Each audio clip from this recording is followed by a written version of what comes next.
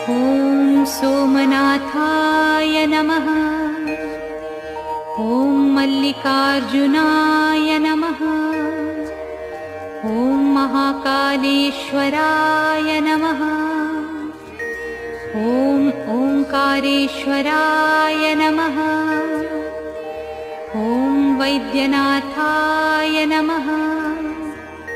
ॐ भीमशंकराय नमः। ॐ रामेश्वराय नमः। ॐ नागेश्वराय नमः।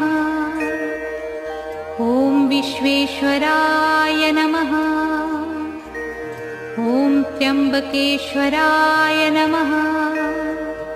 ॐ केदारेश्वराय नमः। ॐ भुस्मेश्वराय नमः।